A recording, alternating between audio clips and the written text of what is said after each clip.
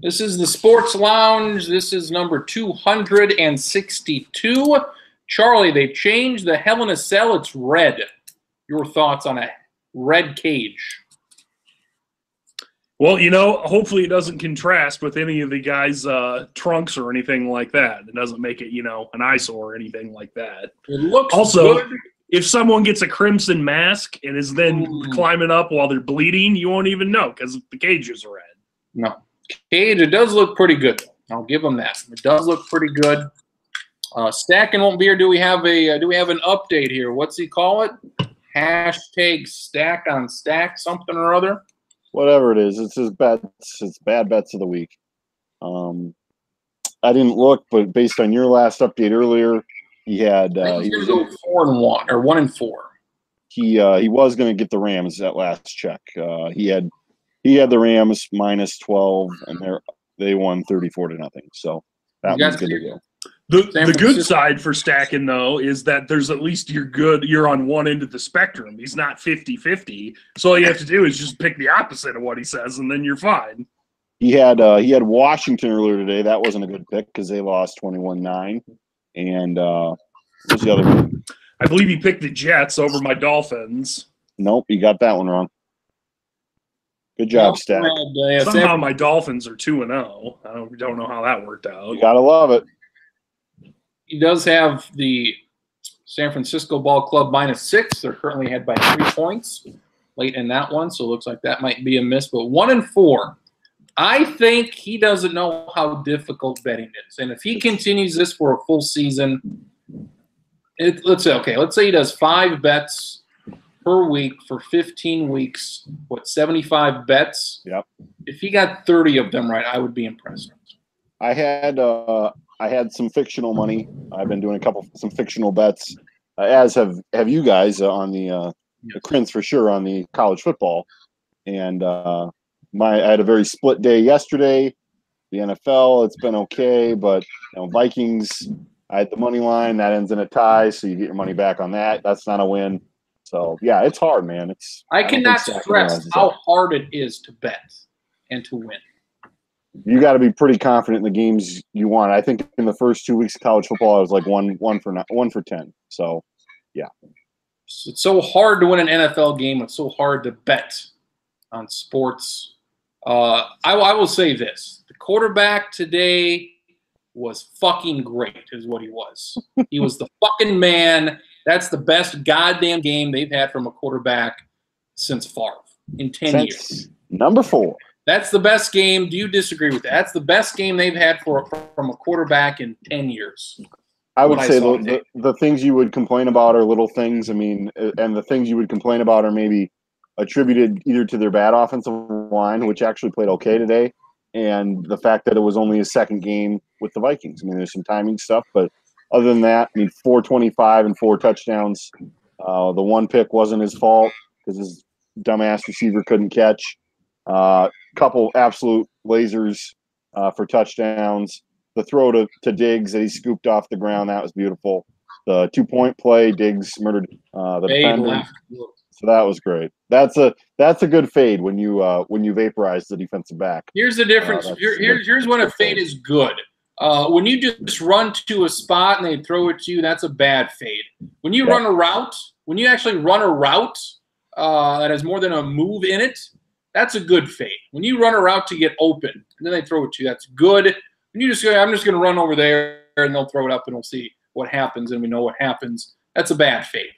13 incompletions out of 48 passes, but what would you say? 5, maybe 6 drops, at least 3 for Treadwell. Well, I mean, there were a couple throws that towards the end when they're pressing could have probably been picks. But yeah, I mean, for the most part, he was pretty efficient. I appreciated that as the game went on, and certainly based on the case of the score and situation, they went downfield, and he was hitting those throws as well. So very, very happy with how that went. You can't argue with the money he's getting after a performance like that. So I loved it.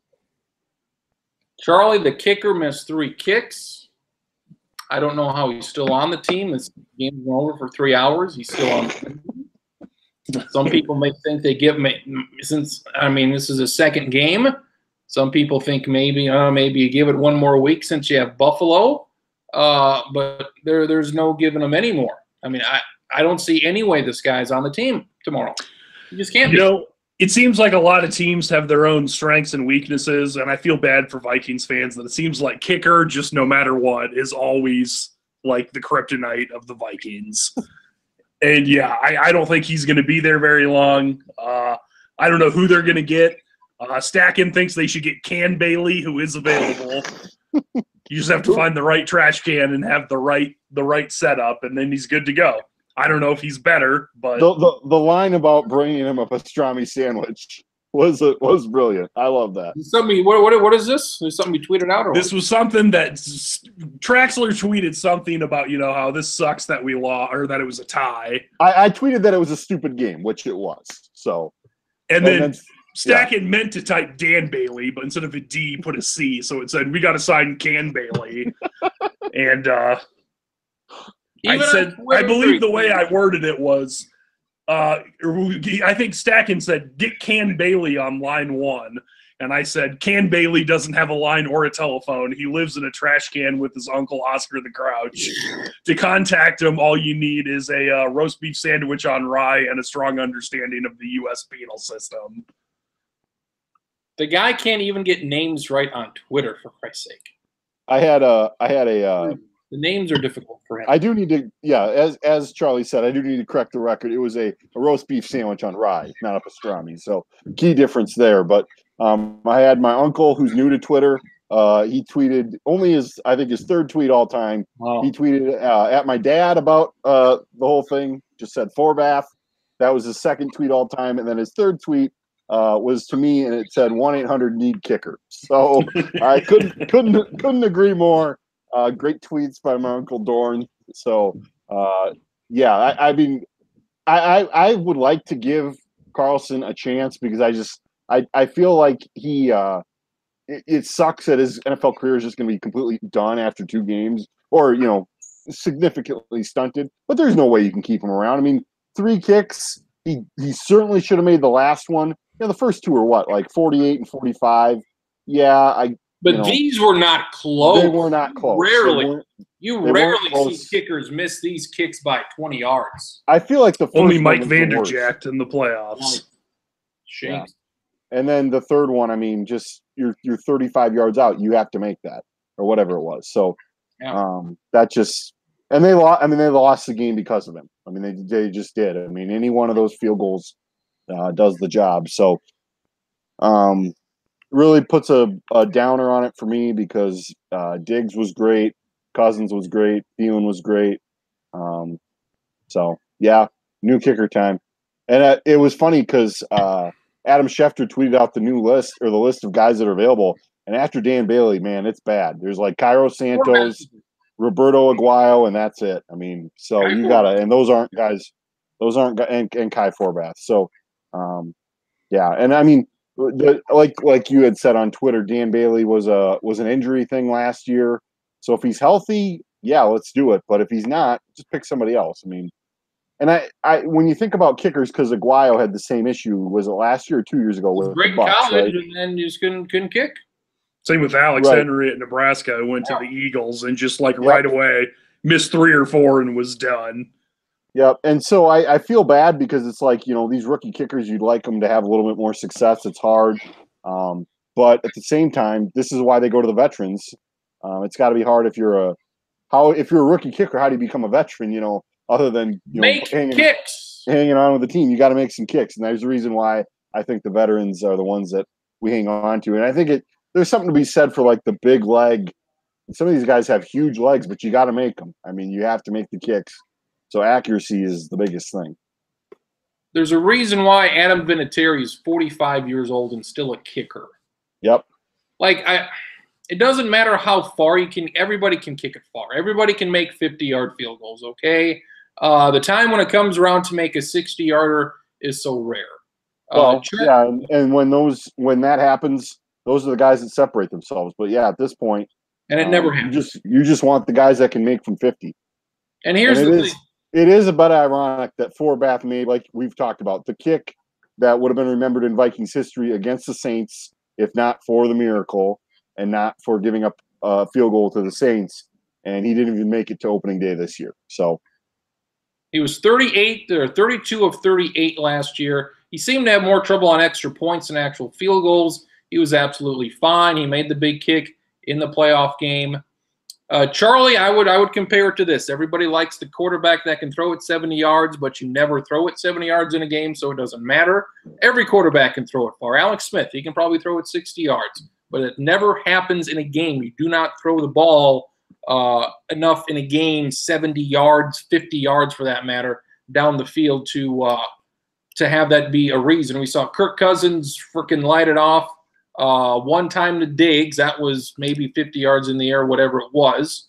That won't happen more than 2 or 3 times all year. I'm pretty confident in saying. So for those 2 or 3 plays, it's not worth having a kicker just because he can hit it from 65. That's fine, but that's not a situation you will ever be in. So that's what I would compare it to. Yeah, it's true. You don't see it as extreme in college football as compared to the NFL, but sometimes, or rarely in the NFL, occasionally in college football, where, do you want the guy who maybe can make it beyond 50 but will only make it, 1 to 3 times and is spotty from then on, or do you want the guy you can kick from 40 on in? Great. But once you get to like 43, 44 yards, you start to get outside of his distance and he can't kick it that far. And certainly I would agree that you're better off finding someone who can make the ones, especially if you just short of 50. I mean, 45-yard field goal is still fairly far. If you can make it consistently from there, you're good. And, yeah, like you said, I mean, the only time anyone ever kicks a 60-yard field goal is at the end of a half or the end of a game, because if you miss it, you give the other team great field position to start with.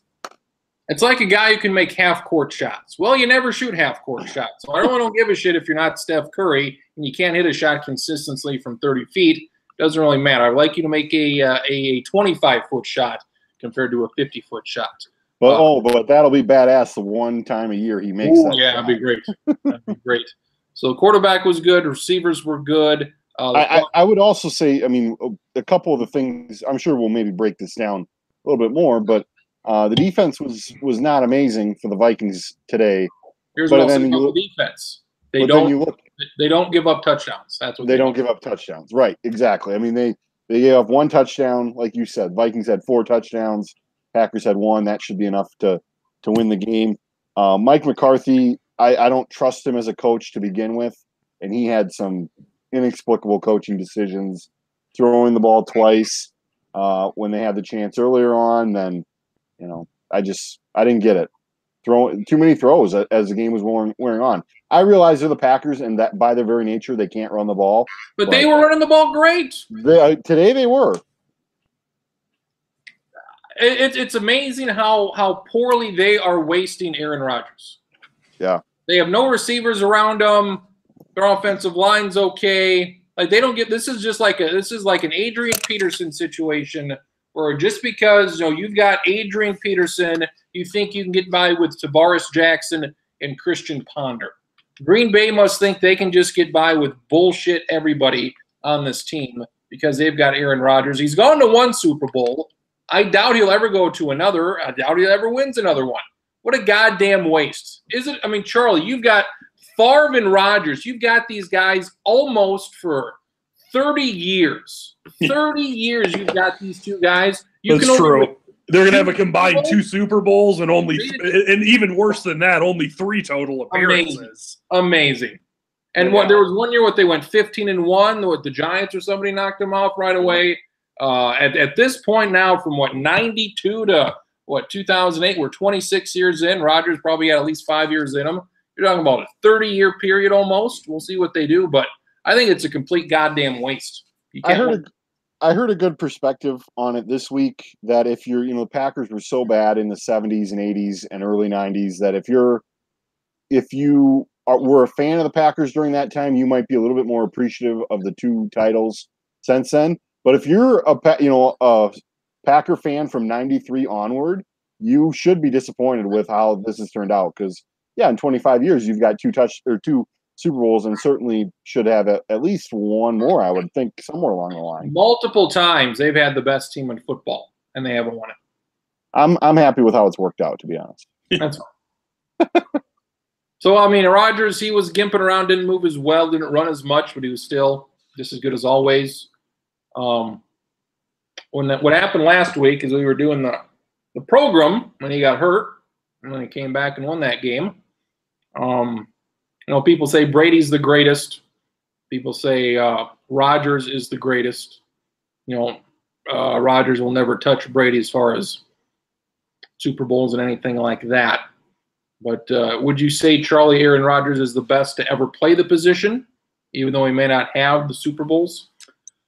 I don't mean this to sound as a cop-out answer. I would say if you want to go all-inclusive of like quarterback and everything that comes with that, I would probably say Brady's the best ever. If you just want to say who's the best passer ever, though, I would say it's Rodgers, and it might not be that close with anybody else either. Just the corner there, they were playing man-to-man coverage very close for the most part, and they'd always have one guy who would play 10 yards off. And guess who would catch the ball? The one guy who was 10 yards off. And they'd have safeties playing up, and he would go after the safeties, and they would blitz, and he'd throw it right at the blitz, right where you're supposed to. So he was on one leg again. He was fantastic. We'll see how long this injury lingers. Defense, again, you can poo-poo on the defense. They sacked them a shit ton of times when they have. It seemed like they had 4 sacks. So they beat them up pretty good. They had no turnovers, no interceptions, but you're playing Rodgers. And again, by all means, Green Bay should have put up 45 points today, but they didn't because the defense just doesn't let you score touchdowns. So on your Aaron Rodgers point in comparing him to other things and not working, this guy's played for other teams, but I would say it's essentially like LeBron James with the Cleveland Cavaliers, though, where it's like they got the one title, and that's probably all they're going to get with him. And when you look back on it at the end, it's like obviously, clearly they were great, but you're like, you only got one. You didn't get more than that. Here's the deal, Charlie. We have Randy Orton and Jeff Hardy in a Hell in a Cell to start off the deal here. So obviously, this is going to end with Jeff Hardy going for a swanton bomb off the top, missing. Randy Orton's going to catch him in the RKO off the swanton bomb from the top, and then climb out and win. Jeff Hardy's a unique gentleman, as we know. He's got the hole in his ears. He's got the holes down here. That's too bad. And Randy Orton's been playing with those throughout this rivalry here. Randy Orton has a screwdriver he put in through the ear hole, and now he is twisting over and over and trying to. That's quite something. Trying to literally. Never seen that before. No, I think it's fantastic. It's great. I'm concerned about the running game. Offensive line in the running game has not been good for 2 weeks in a row. So getting better against Buffalo. So it's been a struggle. I saw that Dalvin Cook got hurt. Is he going to be out for a while, or? No, he's good. Apparently, he had cramps, hamstring cramps. 80 degrees. I can't do it. 80 degrees. Oh, that's good if he's not hurt bad. Then I saw he went down and they cut away from the game to something else, and I just assumed he tore his knee again. So that's good that's not the case. We are looking at a potentially 60-yard field goal alert here with this Denver-Oakland game on CBS. So Denver, higher elevation, ball goes farther. That's right. I thought Stacken didn't think the officials were good last week. I really get mad on his behalf. Do it. Let's see last week I didn't. Had the one roughing the passer. That'll happen every week. Thought pass interferences were fine. There was a 1 or 2 missed calls here or there, but I thought officials last week were not a big part of the game. Obviously, they were a large part of the game. The roughing the passer at the end of the game on Clay Matthews.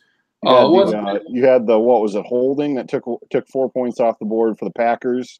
Yeah, holding. There was offensive pass interference for the Packers early in the game that was a little odd. Interception for the Vikings, I got called back. Yep.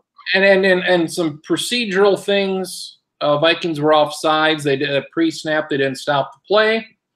I've been led to believe that you stopped the play and there was plenty of time to blow the whistle. That's Rodgers. That's his specialty. Going down the field. I mean, is this not going to be stopped? Are we just not going to play by the rules here? What are we doing? There was a guy, a Packers receiver, his knee was down. They missed that. He got up, got 10 more yards. I hated that. I hated that the Vikings didn't catch that. Use a challenge. So there were numerous things that were very poor officiating, more so Denver, than last week. Getting a little of that Case Keenum magic. They've got the lead with 6 seconds left. More so than anybody else. So, on the positive side, your Vikings waltzed into Lambeau Stadium and the cave where Aaron Rodgers lives and did not leave with a loss either. They didn't get a win, but they didn't get a loss either. As our friend Jeff Duffy has said, it's better than 10-6, but not better than 11-5. So let that be a lesson. It's we'll see how that comes. Hopefully, Vikings beat them in Minneapolis here. I mean, it's Thanksgiving week, Sunday night. So beat them there. By all means, beat them there. What did you see in Brookings? You saw a massacre. They're still trying to investigate. So you have blood on the field. You have state. You have firearms, tobacco. All those folks trying to investigate what happened last night. An 84-point victory. They won by 12 touchdowns. Mm-hmm. Stig said he was unhappy with the way it went because why would you be? Almost scored 100 points. I mean, you should just be pissed off because you won the game. We all know Stig. That's a Stig thing to do. From what I know, he saw the game. They by no means ran up the score at all. Yeah, I mean, I think the number 1, number 2, number 3, number 4, number 5 things to remember about this game. They put in the number 2 string, the number 3 string, the number 4 string, the number 5 string. That too, but Arkansas Pine Bluff was awful. Was a completely terrible team. Offensively, I don't think they only scored 6 points, but they had a few moments against SCSU's defense. But defensively, they had no interest in pass defense or run defense. And, I mean, they had numerous – I think they had 22 plays, and they only ran like 58 that were of 15 yards or more in the game. And, I mean, that's just kind of insane. If they don't feel the need to tackle, it's not you should not have to take a knee. You should not not have to quit playing just because the other team did. I hated how, I mean, granted, I don't want to, you feel weird defending the team that wins 90-6, but when you play that badly, what are you supposed to do? I mean, they're not good. The guys that are out there are never going to play again this year, or shouldn't. Right. This is their one time to play all year. Cannon Nelson's not going to play again this year. Throw a 70-yard touchdown, sure. Go right ahead. Throw a 5-yard pass and let the guy run for 50 yards. Well, I kind of shared, you look at stuff, and I shared it on Twitter. There's some guys got the box, or on Facebook, some guy looks at the box score, it's 83-6, and they're like, why are they passing? Well, they threw a 10-yard, hitch pattern, and the guy had no interest. That guy had no interest in tackling him, and this kid who was a walk-on, what's he supposed to do? Literally will probably not catch another ball for a few years.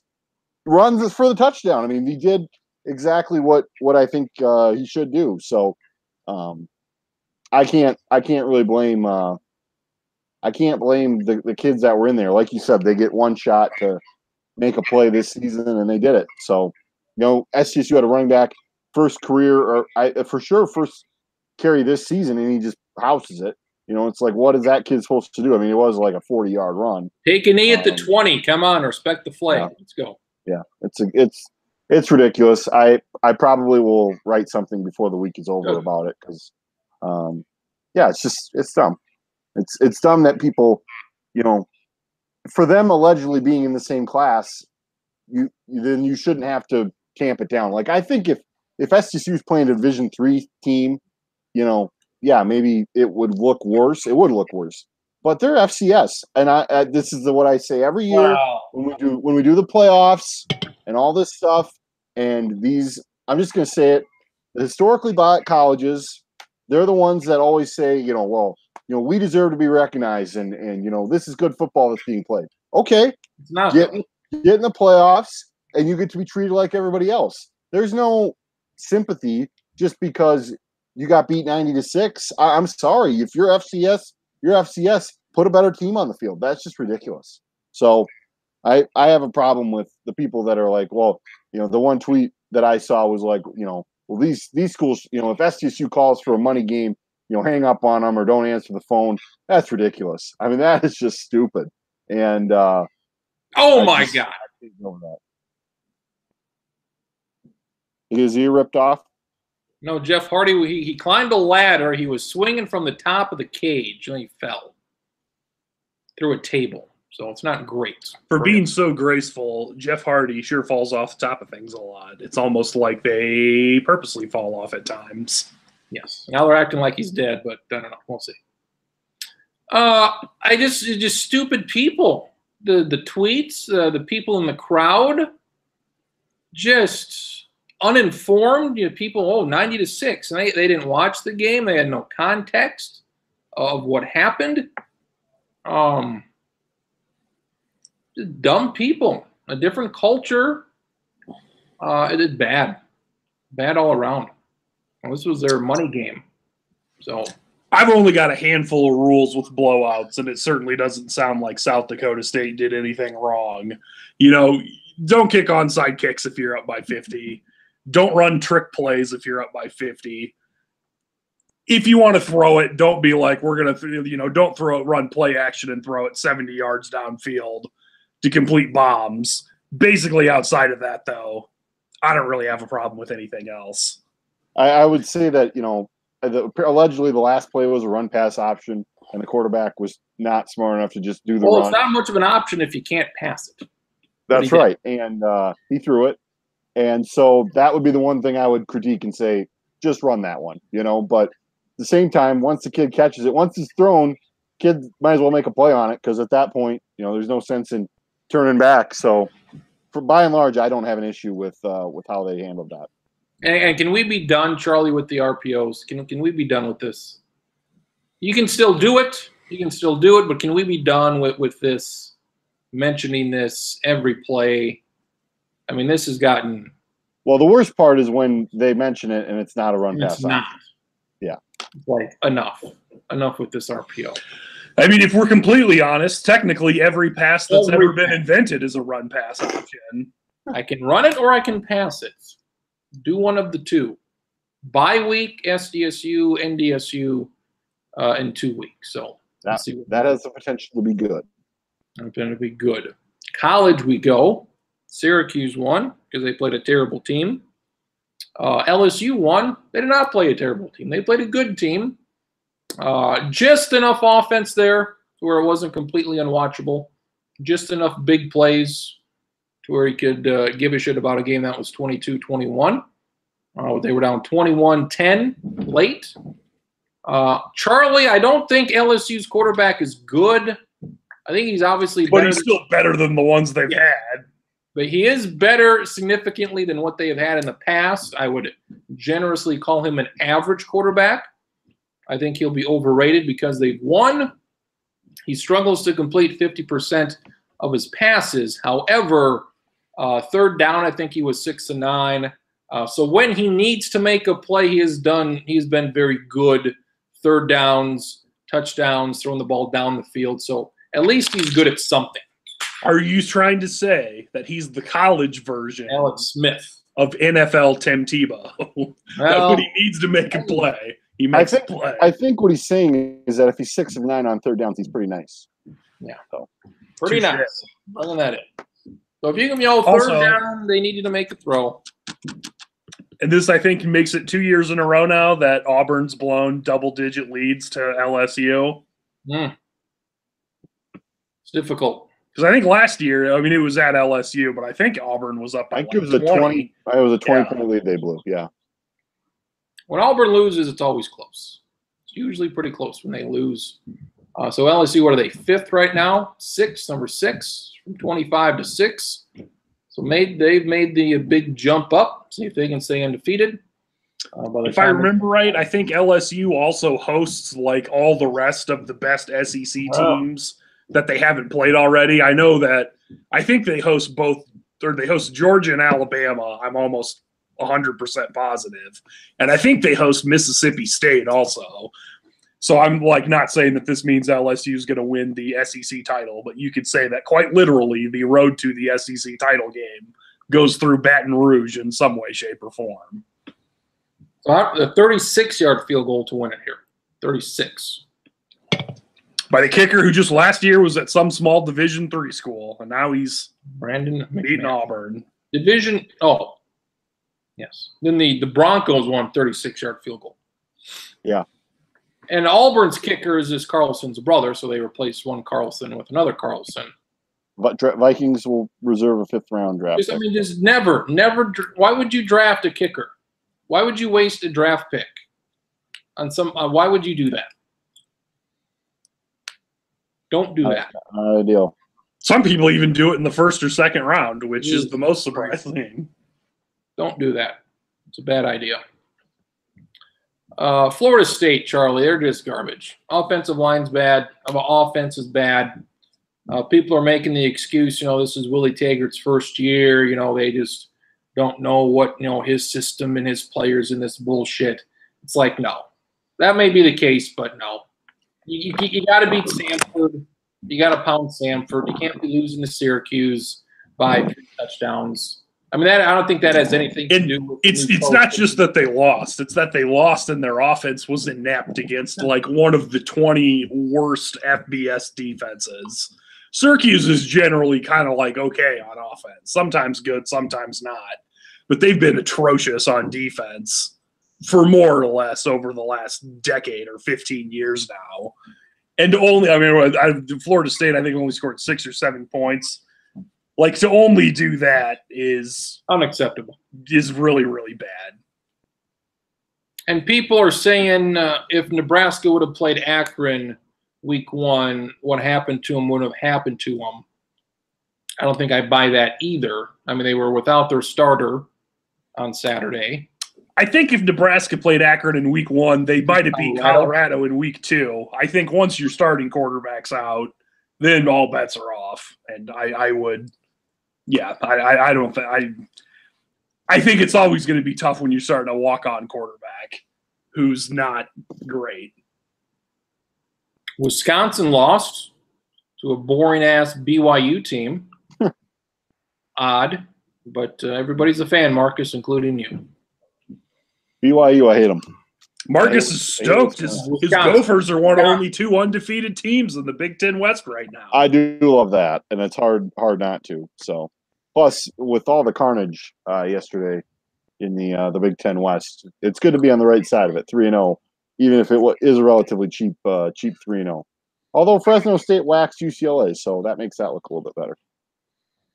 Yeah, in terms of my college football rooting interests, I am generally like, well, I still don't love the Big Ten yet, but I suppose I should root for the conference. Since Nebraska's 0-2, I'm all bets are off. Scorched earth, don't care. The whole college football world can lose and burn for all I care. So there are times where I'm like, well, maybe Michigan should win because that'd be better. I was like openly like, screw Ohio State, let's go TCU. Last night. I'm always like that. I don't like Ohio State. I don't like Wisconsin. Don't like Iowa. Nebraska's fine. But Northwestern playing Akron, go Akron. So that's cool. I really like TCU, Ohio State, Charlie. A lot of big plays, a lot of long touchdowns. Just when you said it was really great, then it stopped being great, and literally nothing else. Ohio State's defense bailed their ass out here by your fault. That's my fault. Yep. Ohio State, very fortunate to win this game. Yeah, they won by 12, and they had 2 defensive touchdowns in the game. And of the games I saw, that was by far the most entertaining of the day. That's how I like my games, where there's big plays, there's offensive explosive plays, but it's not necessarily 48-45. But I don't know. It was a good game. I don't know. Part of me wonders if Urban Meyer, when he gets back, if there's going to be I don't expect him to lose 4 games, but I don't know if they're going to basically ever since they won the title in 2014, they were good on offense that year. They've generally been very up and down on offense since then. And it looks like they figured out something these first 3 games. And part of me wonders if when Meyer gets back, if they're going to go back to their like, well, no, hold on, and kind of pucker up at times and be like, well, how come we're not as good on offense anymore? I don't know. We'll see what happens. Alabama, 162-7. Oklahoma, Iowa State, that was all right. Again, another game in which nothing happened in the fourth quarter, but a lot of things happened in the first three quarters. That was a entertaining game, at least. Notre Dame looked terrible again. Somehow they're still ranked 8th. Notre Dame looks. It's hard to beat Vandy, man. Hard to beat them. Yeah, I mean, Notre Dame looks terrible. Their offense is poop. Quarterback sucks. Boise State really disappointed. Jesus Christ, if they get their ass kicked. The one time I finally jumped on the Boise State bandwagon, let's upset the establishment and beat the Power 5 team, and they fall on their face. So nobody has to care about Boise until January now, so thanks for that. Miami had a bit of a tough time against Toledo, but ended up pulling away. And Texas, they just beat the shit out of USC. So I'm feeling better about Texas. Whatever it is against Maryland, nobody else seems to have figured that out. Against everybody else, Texas's defense just kills them. Not Maryland, though. Maryland, goddamn, they can beat the shit out of Texas. It seems like Texas's defense is good, and the Herm Edwards train, that came to an abrupt halt in Brookings last night as SDSU beats them. So that's what right there. Doubleheader last night in Brookings. Apparently, San Diego State's Twitter account for football is SDSU football, and they had a tweet that said, "You play to win the game," and then they're like, "We did," talking about against Arizona State. But the picture hadn't loaded, so I thought it might have been SDSU taunting Arkansas Pine Bluff, which would have been way more awesome considering it's 90-6. So that was my favorite Twitter thing from last night. I think my favorite Twitter thing is everyone like going all in negative on Florida State, which is fair. That their like team hashtag for the season is hashtag do something, and they literally do not do something on offense. They do nothing. Purdue is 0-3. Boston College is ranked. Purdue plays Boston College this week. They have 0-4 potential on them as well. And I don't remember who they play the week after that, but 0-5. The week after they play Nebraska. Yeah, Nebraska plays Michigan next week, so it could be 0-3 Nebraska versus 0-4 Purdue. Somebody's O's got to go. Boston College, all in on them. Let's go Boston College. Virginia Tech's at Old Dominion, because why the fuck wouldn't they play at Old Dominion? Texas TCU next week. Army going to get doors blown off like it's the War of 1812 against Oklahoma. Going to get doored. Mississippi State at Kentucky. Show me something, Kentucky. Pass. They won't. That's my Power 5 pass game of the week. Again, not a great lineup yet again.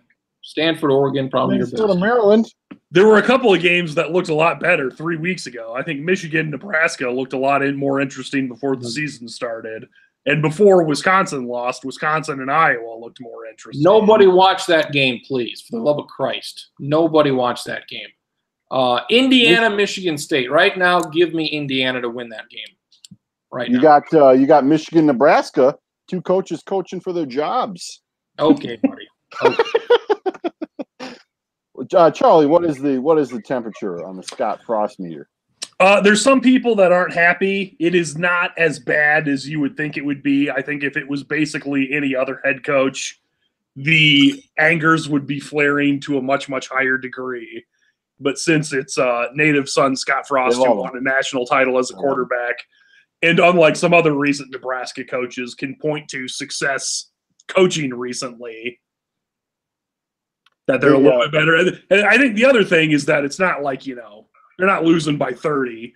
They're basically falling behind 14 or 17 points to teams, and then they've got the ball at the end with the chance to win, but not winning.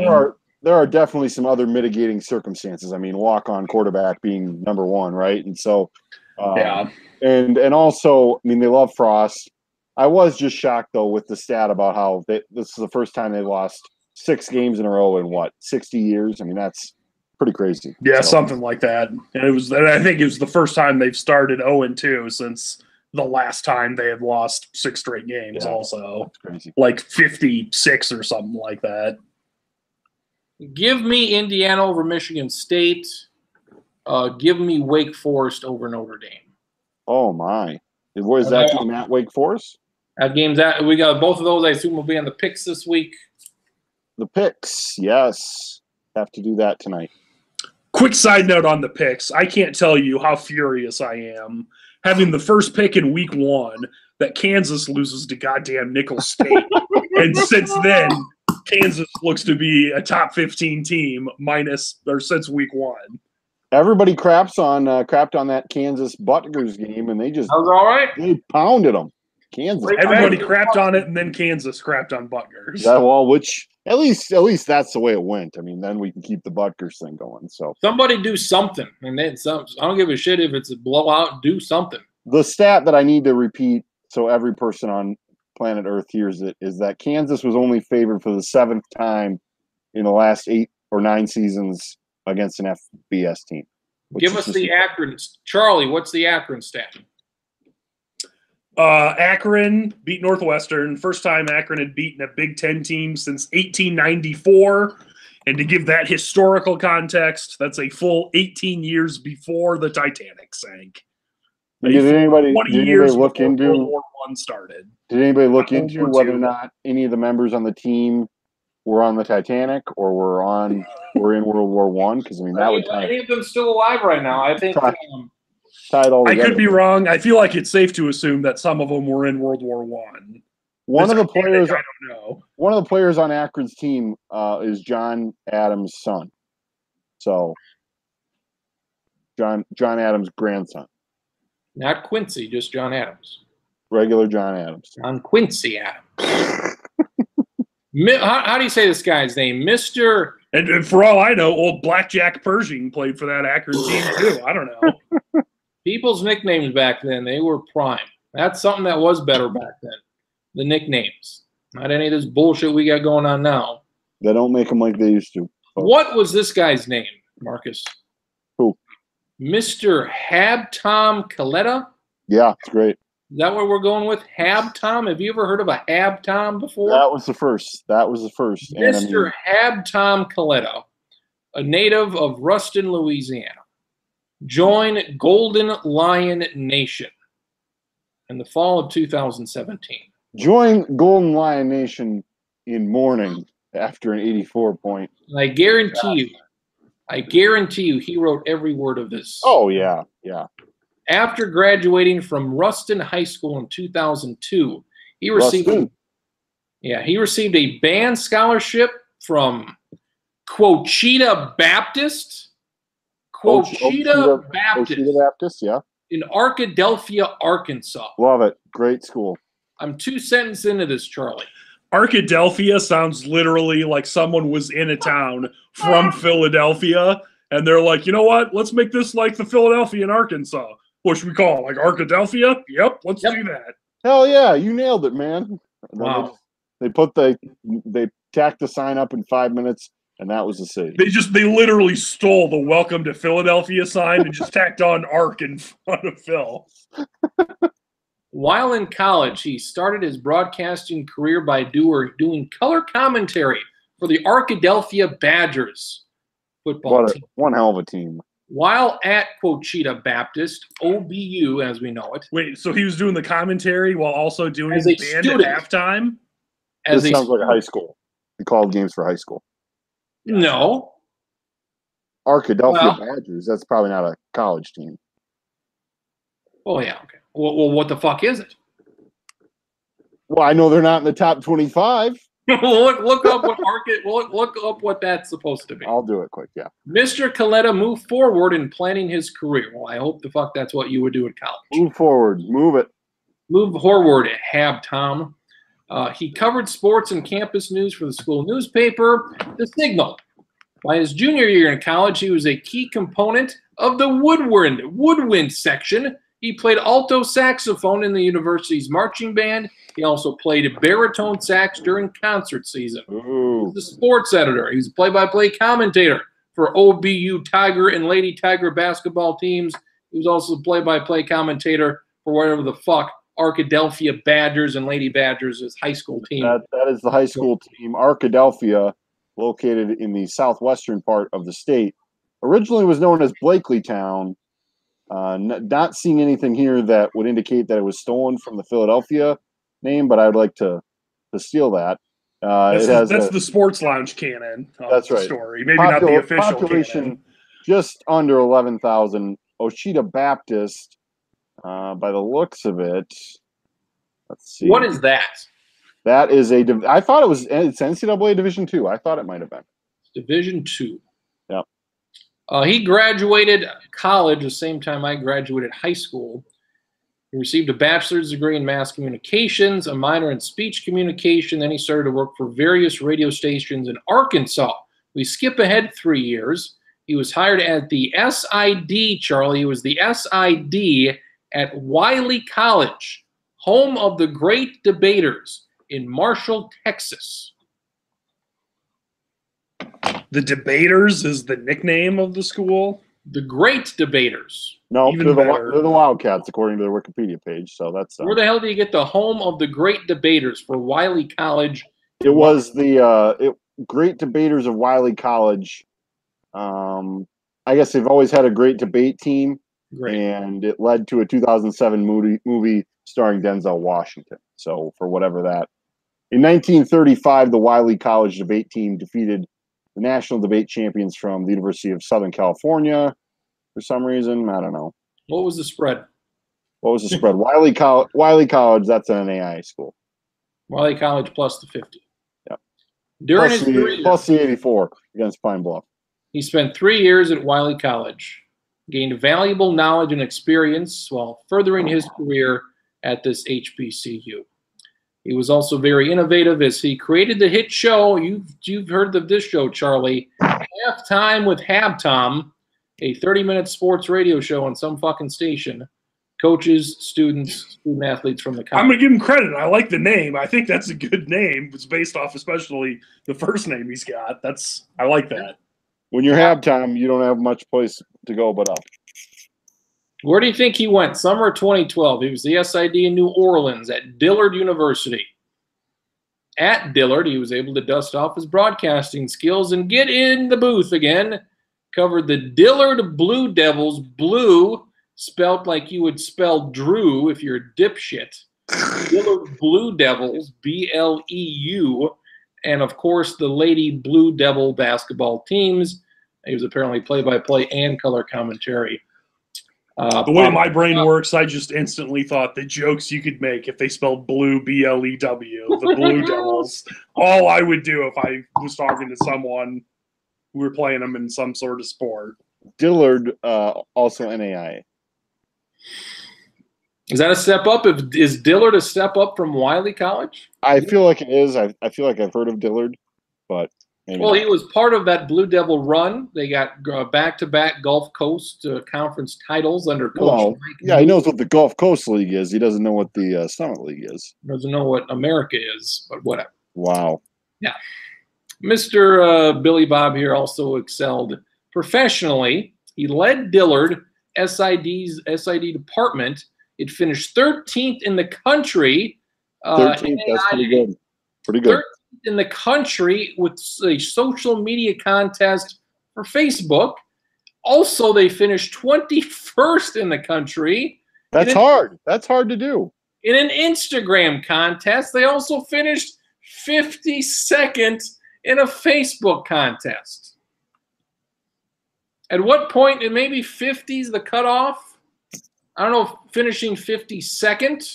I grew up with college football, top 25. 26 is, or 25 to 26 is the cutoff for me. Hey, Ma, we were 52nd, okay? I was 13th, 21st, and 52nd. He also, let's see, Dillard's rankings for both Twitter and Instagram, they were good for first place for the Gulf Coast Conference and second place in the Facebook contest. So nobody in the Gulf Coast Conference did it better than Dillard. For some reason, he graduated in 2013 with a master's degree in communications from Grambling State. And then last year... Grambling is the first of the colleges I've heard of before. Go Last Packers. year, he was named one of the 20 SIDs. He was given a grant by COSIDA. He given an $800 grant to go to the COSIDA convention in Orlando. So that's a great honor. He's also a proud member of some bullshit band fraternity, and he's also a member of COSIDA, as every fucking SID in the country is. So, Mr. Habtom Coletta, what a piece of shit this guy is. May I just say that right now? Wow. Just savaging him. How were their game notes? Were they good? I have them. Here. Let me grab them. Let me see these 3 pages of game notes they have. As he's grabbing those, Nebraska had the game against Akron canceled. I said I wanted Nebraska to play Tennessee State of Crimson's former renown. I've switched that, and I want them to play Arkansas Pine Bluff. Well, I mean, instead, I like Nebraska minus the 70. I don't think you can necessarily guarantee that it'll be another 84-point game, but I like them by a lot. You gotta have a lot to go right to get 90. You do. Can we first page. Ochita Baptist up here to Mitchell. Ochita Baptist. They should be in the Hoop City Classic this year. Some good formatting. That's the first quarter of the page is fucking white. This is the roster. Roster here. Roster. This is the coach's first year. Don't need a bio or anything in here. Then we got the 2 deep. The depth chart right here. That's great. Nice Word document. Good. And then just printing out the stats, whatever stat program they've got. This isn't Stat Crew or DAX Stats or anything. Just some random. I've never seen this format. Whatever showed up on the website, they just pushed for anything. He just printed it right off their website, uapblionsroar.com. So that would have taken all 5 minutes to print? Yeah, I mean, once you got the roster made up for the year. So they ended up playing like a 3rd-string quarterback at quarterback. And the starter, he was talking about how great they had done against Morehouse College in the first week of game. Arkansas Pine Bluff lost. Not Morehouse State or Morehead State. No, I think just Morehouse, which is bad. And he was telling Zimmer was asking him, what's the deal with the regular quarterback? And what's that? He doesn't know. He doesn't know the SID, and he's like, "Oh, he made the trip. I think he's dressed." He wasn't dressed. He was not. He was apparently down there in street clothes. So good job, SID. Gotta love it. Good job, Habtom. Like this. Like I've dealt with these folks before, and it's like, fuck. Like, how do you keep a job? Not a clue.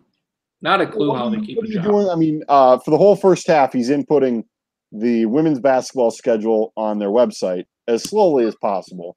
He's got a print version next to him there. He's crossing the games off as he's going. And I don't know what the format is to do that, but he seemed to be doing it in the slowest possible manner. He wasn't really watching the game terribly closely. There was no updating of Twitter or anything like that. So they didn't bring radio, but they had people in the radio booth eating the food. So fuck, I would have done the game. Jesus Christ. I would have came a fuck. Next time they're coming up, I'm doing the game. I don't know if they have radio or not. I mean, well, we'll make it. We'll do it online only, boys. We're doing online for nobody.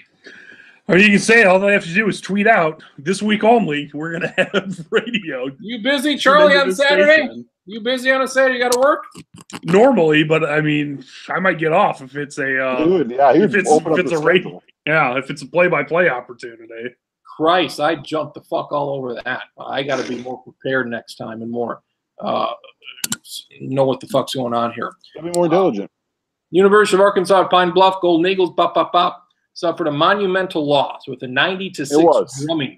It was 90-6 drumming. Jackrabbits took a lead. Quarterback killed us. Wait, did you say drumming with an M or drubbing with a B? With an M. Well, this guy was a band major, so drumming makes sense that we would have. Well, okay, fair. 71-yard punt return, was that Pine Bluff? I don't think so. They had a 71-yard punt, I think. They responded. Some guy hit a field goal from 20 yards out. Their kicker was good. So the kicker was also the punter, and he hit a career-high 71-yard punt that, according to this gentleman, confused the return man. Yeah, I mean, it bounced in front of him, and he let it go. Yeah, so. Let's see. The running back he claims ran hard all night, 21 rushes for 106 yards. Yeah, I'd say that's probably true. Very concise recap for a game in which you lost by 84 points. Yeah, there's no need to drag it out. No. They host Prairie View A&M. Big conference play. That's what they care about. Charlie, guess what is special about the game next week against Prairie View A&M? I'm guessing it's either homecoming or Battle of the Bands. It's a blackout. Nice. Wear your black shirts, it says. The game has been dubbed a blackout. Is it a night game? Encouraged to wear black. So Pine Bluff had some great helmets, two-tone helmets. It was good. Blackouts or whiteouts are fun in sports where you get, well, I mean, assuming that the people wear the correct colors. It's not fun when, only 60% of the people partake, but it's also important to have it like be a night game, I think. Like a whiteout for an 11 a.m. game, who cares? So agreed. Multimedia, just a bunch of pictures. I don't know if I consider that multimedia. You go to multimedia, you get a bunch of pictures. Actually, it should be pictures. Una media, single media. There's no other media besides the pictures. Because that's the only one. I do want to say one quick thing on the Arkansas Pine Bluff gamer that I don't have it pulled up, but Traxler said, well, he kept it short and concise, which I give him credit for because I remember somewhere, I don't know where I found out, but it was a year that Texas wasn't very good and Kansas State played them in Manhattan, Kansas and won like 45-10. And Texas turned it over a whole bunch of times. And like the Texas recap had all this like, well, but Texas outgained them by this and all this, but we did this and this and this, right? No. And it's like, well, yeah, but you lost by 5 touchdowns. You got to love it.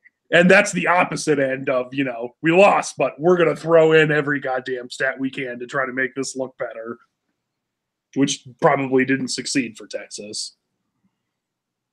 Well, they're in the SWAC. SWAC. Women's basketball, they were 8-21 last year. They did beat Philander Smith College. That's huge. Huge win. And they did beat Tugelo College of Mississippi. All right. The men, Charlie beat Champion Baptist last year. Nice. And they also lost to UND by 9.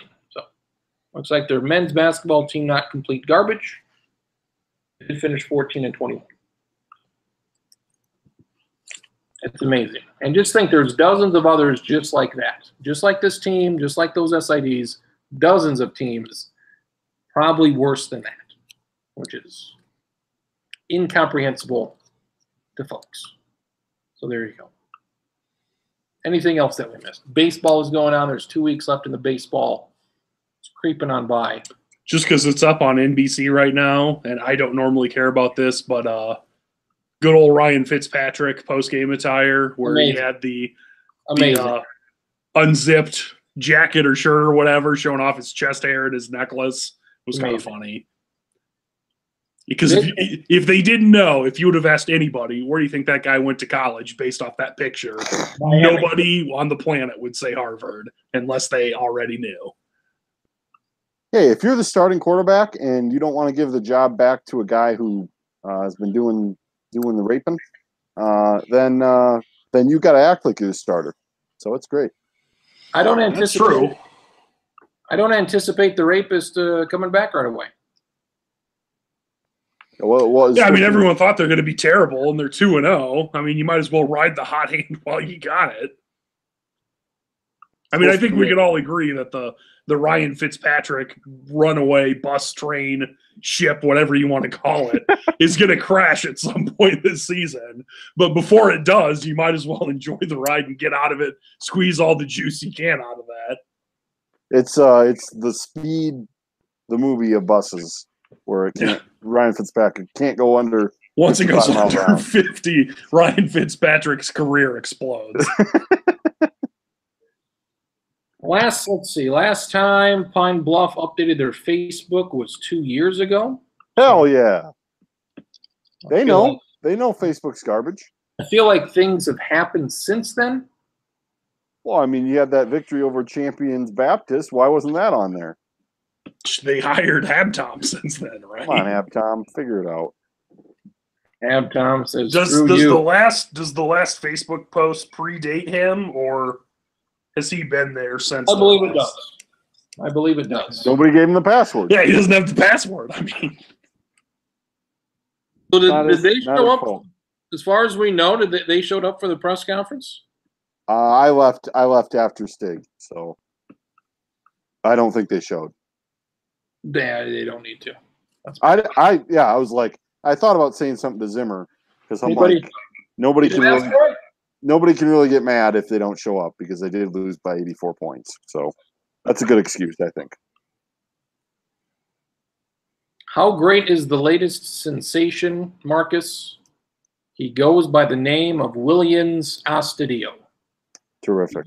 People can't get enough of this fat piece of shit. They can't get enough of him. I feel like he really blew up on Wednesday or whenever he ran the bases, like nationally. oh, ran that's that guy. Yeah. Yeah, He ran the bases. It's not like he did anything. He ran and people went nuts. they love it. They absolutely love it. Ran. It's like I love it Bartolo too. hitting a homer. Yes. He looks like a turtle and he runs. They got to keep him. He's got an obscene haircut, helmet flying off, showing that fat guys can run too. It's great. He never swings and misses. He never strikes out. He never walks. He's a complete opposite of every baseball player playing right now, and it's fantastic. So, If he's up there, there's going to be action. Rockies, Dodgers, they are tied for first. Brewers are 2.5 back of the Cubs. Other than that, other divisions have basically been decided. So we're waiting. We're in a 2-week holding pattern, waiting for some stuff to happen.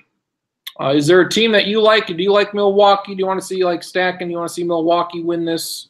You want to see the Rockies in it since Stacken picks the shitty teams? Do you want his shitty teams to do well? I don't care right now. Like I've said, I'm in a September holding pattern. We just waiting for the playoffs here. If we get the races in the last week, that's good.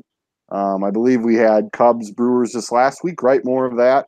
And the Brewers, I think, won a couple. Wasn't that how that went? So I like that the Central. We got all kinds of little battles. I think I would like to see. I don't know how possible it'll end up being, but Cubs Cardinals in the one game, that would be kind of fun.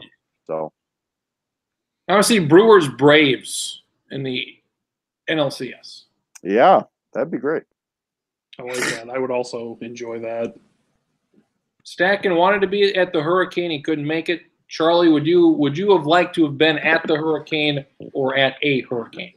Well, based off that one thing the Weather Channel did where that girl had the CGI floodwater raising, no, I would not want to be there. That looked terrifying.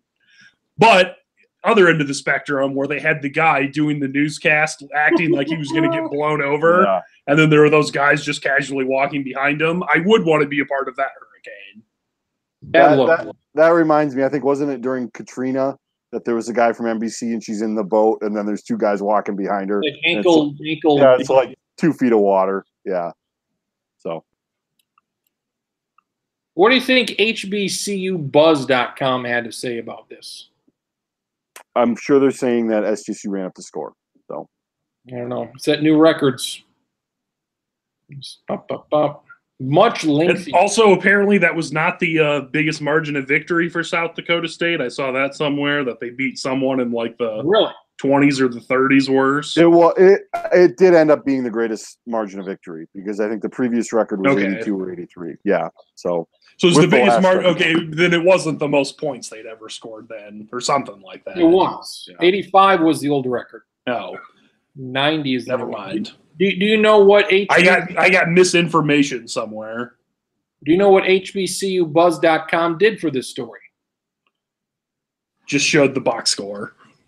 They took it from Hove and just put it on there. nice. At the very end, they say courtesy STSU Athletics. So, hell of a website. Hell of a way to make a living. Charlie, what's on the podcast this week? Well, we'll be talking. I guess the big thing, we're going to be previewing that Iowa-Wisconsin game that Crins is looking forward to on Pins and Needles. I think everybody not named Iowa of Iowa, Iowa State, Nebraska, and USD all lost this week. I think Iowa State's you can write off as Oklahoma's pretty good. USD you can probably write off as Weber State's at least fairly good. Nebraska, I don't know. We'll see going forward. We'll see if their starting quarterback ever gets healthy this year. And then, I don't know. Not previewing the games. I haven't even looked to see who they all play yet. What's happening in the sports of South Dakota, Marcus? We are at or have surpassed the halfway point of the high school football season, depending on how you look at it. Regular season. Yes, the regular season. Still 90 degrees out. Still 90 degrees out. That sucks. We got the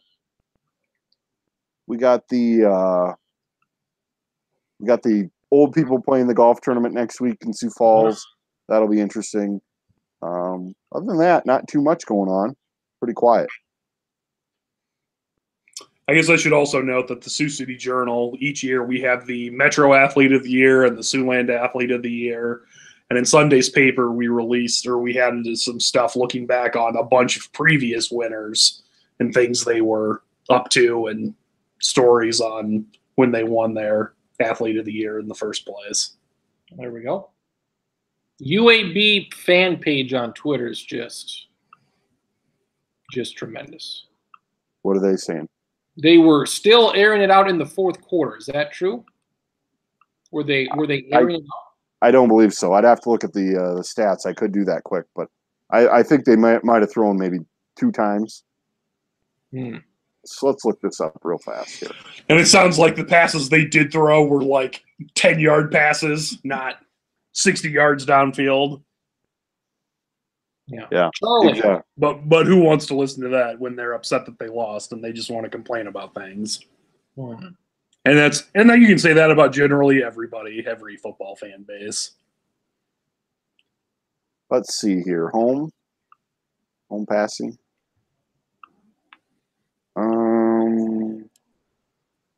That doesn't show it.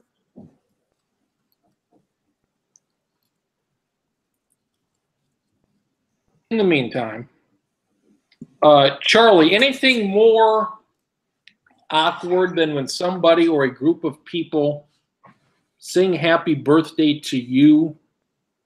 Like, what do you do for those 20 seconds? You smile? I think you just sit there and you smile while on the inside.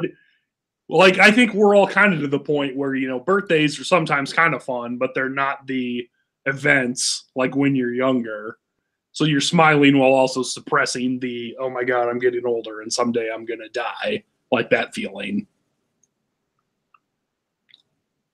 SDSU had 3 passes in the fourth quarter. One went for 37 yards, another went for 13 yards, and the last one went for 76 yards for the touchdown. So cool. Let's see if we can get a response here from UAB fan pages. Here, this is outstanding. You're going to tweet at them? Yeah, I tweeted that out. Good luck. So they tweeted. They'll tweet me back because why wouldn't they? Three passes. Good. Do you always sing along, Marcus, when it's happy birthday time? Why? I don't know. It just seems dumb. Like when it's someone else's birthday, do we sing? Like when everybody else is singing, like I don't really. When everyone else sings, I just like talk the words. I don't like sing. I just kind of mumble, say it. Happy birthday. That's basically what I do. It depends on like who it is. If it's my 5-year-old niece, I'll sing along. If it's some random person in a restaurant, I'm not singing. Or like somebody at work or somebody like you're around all the time, but you're not friends with them, and like you're like a group of 10 people. Like I don't want to do this. I mean, generally, I would say I probably do just sing along just to be nice, but yeah, I can't say I've been in that situation a lot. The good thing is if we have birthdays at work, all you get is a birthday balloon and a card and a piece of candy or a candy bar on your desk, I think that's good enough. So I'm fine with that. Here's what I don't like. At work, you get the day off of work. Yeah. They didn't tell me that the first time my birthday happened. They didn't tell me that the first 30 years I worked there. No. You had a month off. So even if it's on a Wednesday, like you almost you have to take that day off for the most part. Why wouldn't you take the Wednesday off? It would be nice if you could say, hey, could I like taking like the Monday off or the Friday off? Yeah. Like you can't do anything. Yeah, we can do that. We can do that at our work. Everybody gets their birthday off, and you just have to use it that month. But that would be nice. Use it the month of, not the actual day. So if your birthday's on a Tuesday or a Thursday, it's like, I get Thursday off this week, but I get to go back to work on Friday. So that's a whole fucking lot of fun. Jesus Christ. Lucky bastards I am. There we go. That was a show. The football was fun. I was highly entertained by this Vikings game. It was tremendous. Last hour and a half were great. Good job. Good job, football. Good job, football. State. Boom. Score 100 points next time. Lounge 262 is in the books for stacking. Hashtag stacks on stacks of shit. Hashtag hire Cam Bailey. Cam Bailey. Hopefully Cam Bailey's booting 55-yarders against Allen next week. I can't wait. I can't wait for this fucking quarterback to play next week. 38-10. Let's do it. You have no idea. You have no idea how much I'm looking forward to playing. Wait, who did the Vikings play next week? Josh Allen. Josh Allen. That's going to be ugly. Can't fucking wait. You know, they say the Alabama can never beat Cleveland. How would they, assuming their defense is as good, I mean, they've got some new players on defense, but they're still beating the shit out of everybody. Looks like they've got the best quarterback they've ever had during this run. Why would Alabama not be competitive against the Bills? They would absolutely destroy their quarterback. The quarterback is a large part of it. How do you think Josh Allen would do against Alabama's defense? I think very poor. He wouldn't play. They'd play Nathan Peterman, and before you joke about Nathan Peterman, remember that Nathan Peterman beat Clemson the year they won the title. Yeah, but he literally has done nothing since then. So. Oh, he did something. It wasn't good. He did something. It was a bad something. He made it just past halftime last week. Let's say you have an expansion team. I've said this before. I said this with Jake Locker. I said it with Josh Allen, and I'll say it again. When you're a college quarterback, and not like once, but when you play mediocre Nebraska and mediocre Iowa defenses and can't do anything, why do teams think, well, he struggled against Iowa and Iowa City, but God damn it, we know he's going to be able to light up the Eagles and the Cowboys in Philadelphia and Dallas. That is a significant jump. Can we talk? Did we talk about how Vontae Davis retired in the middle of the game? Did we say that? Nope. That's incredible. I had forgotten that Vontae Davis has apparently been in the league for basically 10 years. He's only 30 years old. Yeah, and so he said he basically put out a statement that actually came from the NFL. So I don't know if he literally turned in his retirement papers at halftime or what happened. But he's basically like he just decided right then and there that he didn't feel like he belonged on the field anymore. He felt like he was basically too old. It's like, well, why don't you wait for the game to end for that? He didn't mean to disrespect. The game was done by halftime, believe me. He didn't mean to disrespect his teammates that way. Well, you did. So no, I don't. I think it's funny. It's great that happened. But a kid that I went to high school with quit at halftime of a high school basketball game. I'm sure somebody here has had an experience where some asshole quits in the middle of playing Madden or college football. Yeah. On video games. And I mean, let's be honest. If you're down 38-10, you don't want to play the second half. So I fully get that. But this is not Detroit. This is the NFL. Speaking of Detroit, a lot of people are thinking Buffalo's going to struggle to win a game. Are we on this Buffalo 0-16 train here? No. Josh Allen will stumble into a win. Well, can their defense maybe not give up 40 points a game? Oh, yeah. What happened? I thought their defense was the reason they got in the playoffs last year, and I guess they had a bunch of guys leave or something. I don't know. Wherever Tyrod Taylor goes, he's not good, but he's competitive. Do Buffalo, Cleveland, or the Arizona Cardinals play each other at all this year? Because those seem to me, in my limited 2 weeks viewing, seem to be the three worst teams in the NFL. I still have the Jets and Browns in the playoffs. Cleveland, I should throw the Jets in maybe. Cleveland is more just carryover from last year, and you're just always going to be the worst until you win at least 7 or 8 games in a year. They should have, like, if it's like much like baseball, if we get to the end of the year and the 2 worst teams have the same record, they should have a 1-game playoff between the 2 teams for the number 1 draft pick. Thursday night after the season's over, before the playoffs. The winner or the loser? The winner gets the game. You have to win the game once we get to that point. So Vikings are a 16.5-point favorite. It's beautiful. Beautiful. Nearly 17 points. And do you have any doubt they're going to cover? Because I don't. Yeah. Is it in Minneapolis or in Buffalo? In Minneapolis. I could see Buffalo covering, like not like with a backdoor cover late at the end. How are they going to score 10 points? How are they going to score a touchdown? You never know. There was a goddamn block punt today. This would be more like, I don't know about you guys. Well, the way I would view a Buffalo cover would be the Bills defense has one of those NFL games where they play lights out and the Vikings just struggle to score and win like 17-3 or something like that. That always is possible. It reminds me of that Bears game at the end of the year last year. They scored like a punt return, and it was like the Vikings were always going to win, but it was like competitive. They only lost by like 20 points. Next 2 weeks, they're at the Vikings and at the Packers. They're at the Packers game's done early in the year. Wow. They host the Titans. Maybe you can get a win off the Titans. That does suck that the Packers and Vikings don't play week 16 or 17. For me. Maybe not for you guys. For me, it sucks. Well, I don't have anything against either team, guy. Last 2 years, it's been fine. I mean, the Vikings last year had it all sewed up. Rodgers didn't want to play. That's great. So cool as fuck. That's what happened there. At the Texans, at the Colts, at the Jets, at the Dolphins, at the Patriots. 2-0 Dolphins. You got a better record right now. It comes down to by the end of the year, but they'll be in the playoff mix at 9-7. Dallas scored already in their game. Was it Elliott? Nope, it was Prescott to Tavon Austin, 64 yards. I don't know where they get their win. Third play of the game. Maybe they beat the Jets. Maybe they beat the Lions. Maybe they beat Tennessee. It's going to be difficult. It's going to be tough.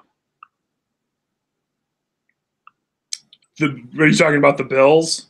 Yes. Do they have a home game against Miami in December or January? It's the last game of the year. Is it in Buffalo? Yep. That could happen because the Dolphins are awful at playing, not always, but more often than not, do not play well in cold weather in December. Browns kicker missed some kicks. Pat Mahomes looked like the best quarterback that's ever lived, apparently. So there's your stuff. He looks good through 2 weeks. He does. I'm sticking with I don't know if they're the best offense, but the Chiefs are the most fun offense in the NFL right now. Marcus had Vikings Chiefs Super Bowl. Well, there it is. Let's do it. Lounge 262, yes. Looking forward to the Vikings finishing 12-3-1 and missing out on the number 1 seed because they had a stupid tie today. So who? Who's going? I don't know, but I just Tampa Bay. It doesn't it always feel like the team that gets a tie always ends up getting screwed in the playoff seedings? I don't know. Just feels that way. I want the Vikings and Packers to tie twice. That would be amazing. I don't want it to happen in Minnesota, though. Great. I saw someone say this. I want there to be one tie every week the entire season. Yes. I want 17 ties this year. Let's have a team with like 3 ties. Just why not? I want them to tie again and then play in the NFC title game. What are the most ties in an NFL season? Let's look that up quick. Like 4. I'm trying to think of someone who's good enough that they might be in the playoffs, but probably wouldn't do a lot. Someone, I don't know. Let's say the Dolphins. Let's say the Dolphins. The Dolphins finish 8-5-3 with 3 ties. So is that better than? That's what I was going to say. I don't know how it works.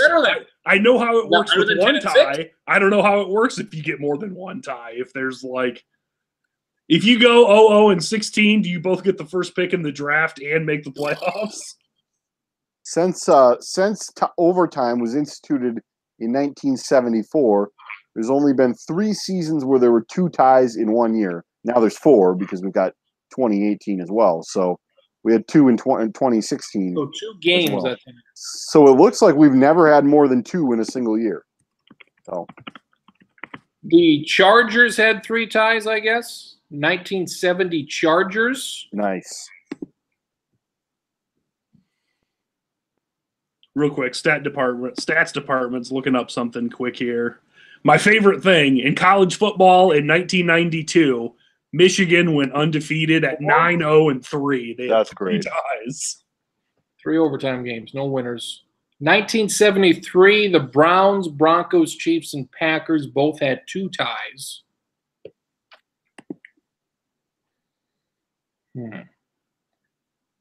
Did we touch on Treadwell? I think they're going to keep him, but it seems like Cousins likes him, which is unfortunate for Treadwell because he's getting a chance here. He's going to get it thrown at him a lot. You better catch it. It's like after a while, it's a coaching thing. After you can't blame the player anymore. It's the coach's fault for running that kicker out there again. And like Treadwell, he just can't play out there. He had his chance. He had a touchdown. He looked good. He dropped 1 last week. He dropped 3 this week. 1 was interception. I really think they need to give Zylstra some run. To me, he's a lot like Thielen. I don't know that he obviously won't be as good, but this BB fucker, I want him. Yeah, I'm this Stacy Coley. I've never liked him. Let's be done with him too, and we can be done with Treadwell, and let's bring in BB. I mean, BB's fast. If we're gonna run the wide receiver screens and that stuff, let's throw it to BB. He's fast. Charlie, I found out yesterday on a YouTube video that Stacken's brother Mobo is on a team. Really? Is it an American football team? He is on he switched positions. He is now a tight end. He played in the preseason. He is now on this team's practice squad. Is it an NFL team? It's a National Football League team. Oh, wow. I was stunned as well. Is it – what division are they in? I can't tell you that. No, that would give it away. That's too much of a hint. The Mueller investigation says don't tell you the division. Is it the Miami Dolphins? No. Okay. You're somewhat close. Is it the Chiefs? New England Patriots. You're closer. You're closer yet. Patriots are closer. The Jets? The Bengals. The Bengals. Okay. Look out for the Bengals. Interesting. So you can have a nice little Andy Dalton DeMobo fourth quarter go-ahead touchdown to beat the Ravens. Because I haven't trusted Bengals tight end in ages, so that's cool that he's going to be the tight end. Do you think Stacken knows that he's on the Bengals? No, it'll be a great trivia question next week. We should do a trivia question, and whatever happens, that'll go to him. That's the only question. And he did know Cade Johnson, but he got his name wrong. He called him something else. Cade Thomas. Cade Smith. Something like Cade that. Robinson. We knew about him, but he didn't know his name. So yeah. There we go. Are we done? We're done. We're done. Lounge 262 in the books. We'll see you next week. I can't wait for Josh Allen. I think it's going to be tremendous. I think he might die. So we'll talk about it.